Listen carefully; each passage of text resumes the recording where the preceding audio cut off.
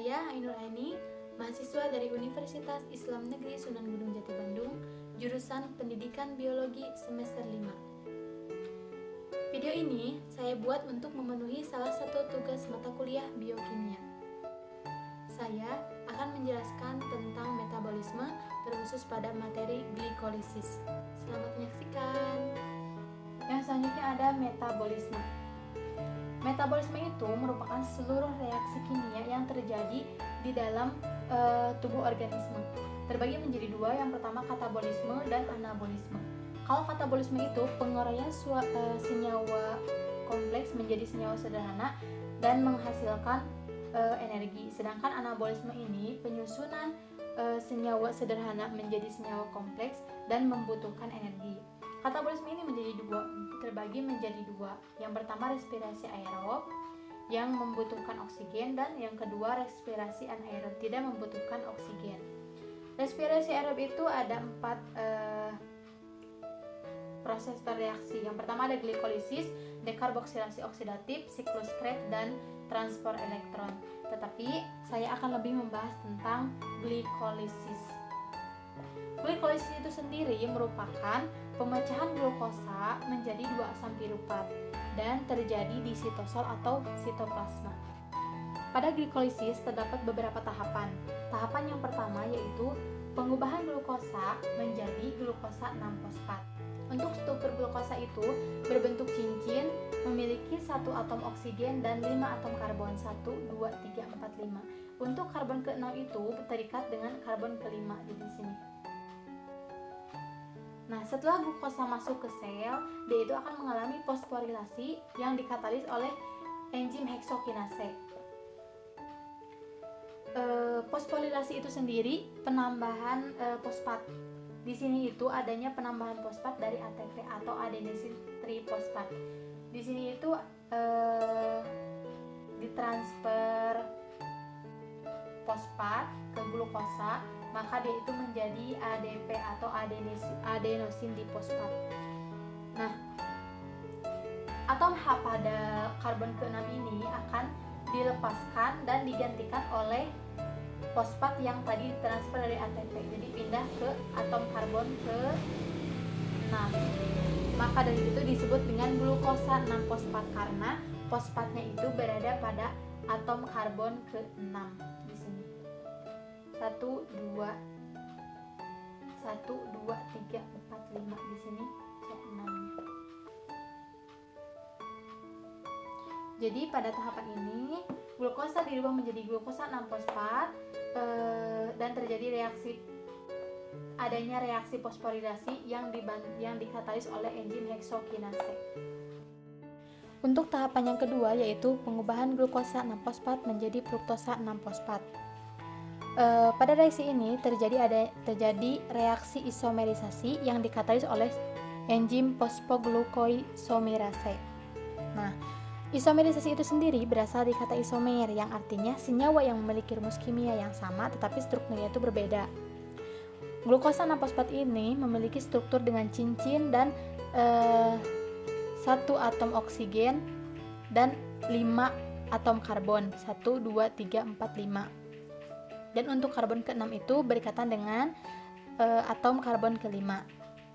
Setelah glukosa 6-fosfat ini mengalami isomerisasi, strukturnya itu menjadi berubah, yaitu berbentuk cincin dengan 1 atom oksigen dan 4 atom karbon. 2 atom karbonnya itu ada di sini nih. Jadi ada C6 itu ada di atom karbon ke-5 dan satunya lagi ada di sini.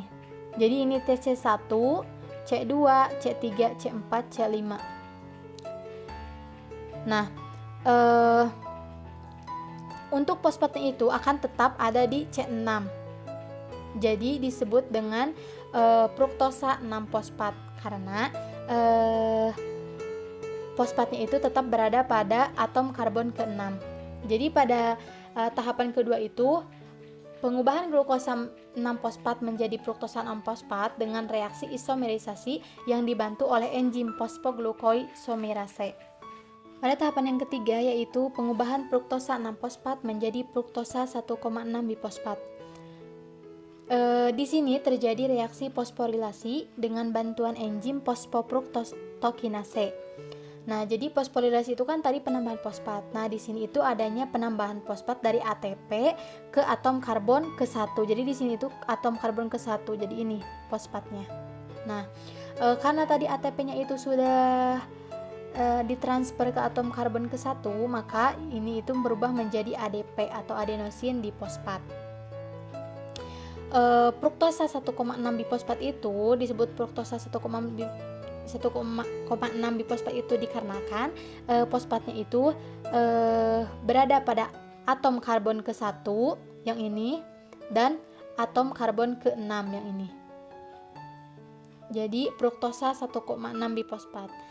Jadi pada tahapan yang ketiga ini pengubahan fruktosa 6-fosfat menjadi fruktosa 1,6 bifosfat dengan reaksi fosforilasi yang dikatalis oleh enzim fosfofruktokinase. Pada tahapan yang keempat yaitu fruktosa 1,6 bifosfat ini dipecah dengan menggunakan enzim aldolase menjadi dihidroksiaseton fosfat dan gliseraldehyd 3-fosfat. Dihidroksiaseton fosfat dan gliseraldehyd 3-fosfat ini merupakan gula yang berkarbon 3. Jadi 1, 2, 3, 1, 2, 3. Nah, dihidroksiaseton fosfat dan gliseraldehyd 3-fosfat ini merupakan isomer satu sama lain. Artinya bisa merubah dihidroksiaseton fosfat menjadi gliseraldehyd 3-fosfat, begitupun sebaliknya. Nah, dikarenakan enzim yang selanjutnya hanya membutuhkan gliseraldehyd 3-fosfat, maka dihidroksiaseton fosfat ini akan dirubah menjadi gliseraldehyd 3-fosfat dengan enzim isomerase. Jadi hasilnya itu fruktosa 1,6 bifosfat ini dipecah atau dilisis menjadi 2 molekul gliseraldehyd 3-fosfat. Jadi ini fruktosa 1,6 bifosfat dirubah menjadi 2 molekul GAP atau gliseraldehyd 3-fosfat. 2 molekul ini. Pada tahapan yang kelima yaitu adanya gliseraldehyd 3-fosfat yang dirubah menjadi 1,3 bisfosfogliserat. Nah, di sini juga ada reaksi oksidasi, fosforilasi dan enzim gliseraldehyd 3-fosfat dehidrogenase. Pada kali ini terjadi 3 tahapan. Yang pertama itu hemitioasetal, tioester dan pembentukan 1,3 bisfosfogliserat. Nah, gliseraldehyd 3-fosfat dehidrogenase ini akan mengoksidasi gliseraldehyd 3-fosfat yang akan mengakibatkan atom H ini pelepasan atom H ke NAD. Nah, dikarenakan reaksi sebelumnya itu ada 2 gliseraldehyd 3-fosfat, maka yang dilepaskannya juga ada 2 atom H sehingga menghasilkan produk 2 NADH. Nah, oksidasi juga menyebabkan penggabungan atom O. Setelah tadi atom H dilepaskan, maka atom O bergabung ke karbon nomor 1. Untuk tahapan yang ke-6 yaitu pembentukan 3 fosfogliserat dari 1,3 bisfosfogliserat dengan menggunakan enzim fosfogliserokinase. Nah, di sini tuh adanya transport fosfat. Jadi dengan enzim fosfogliserokinase itu terjadinya transfer fosfat dari atom karbon ke-1 yang ini ke ADP. Dikarenakan dari reaksi sebelumnya itu adanya dua molekul, maka di sini juga ada dua fosfat yang ditransfer ke ADP. Maka hasil produknya itu menjadi 2 ATP atau adenosin trifosfat. Karena tadi fosfat yang ada pada atom karbon ke-1 di 1,3 bisfosfogliserat ini ditransfer ke ADP, maka